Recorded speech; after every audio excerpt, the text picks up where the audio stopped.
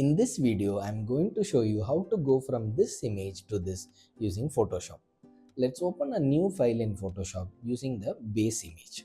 Duplicate the image and rename it as outline. Using this layer, we will be extracting the outline of the buildings, somewhat similar to a line drawing. Go to Filter Gallery and open the Sketch tab and select Photocopy. Make the detail value as 1 and darkness value as 50 and click OK. You can play with these values to get an understanding on how they work. Usually, if you want to change the color of the PNG or a line drawing PDF which we exported from CAD, you can just create a solid color fill layer and clip it to transfer the color. But this doesn't work for a JPEG. So create a gradient map and click on this and double click on this box in the black region. Select a color that you want and click OK. Now what you have done is we have mapped all the black color in the image to the color that we want. Let's group these two layers and label them as outline and set it aside for now. Using the pen tool, I am going to trace a few buildings in the image.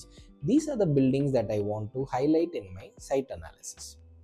I want them to be separated from everything else. After tracing them, I removed the stroke and made them into fill layers and grouped them and labeled it as fill.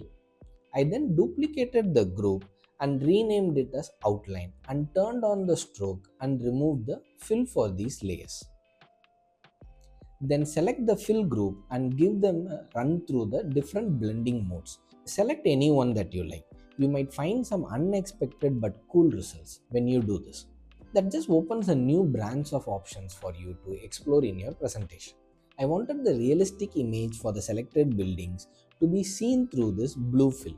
So I created a mask for the image with the outline in the shape of the buildings that I selected. Then I ran through the blending modes and I am going ahead with color. I also tried to see if any other color works for the outline of the building, but I circled back to black. But I increased the stroke thickness a bit.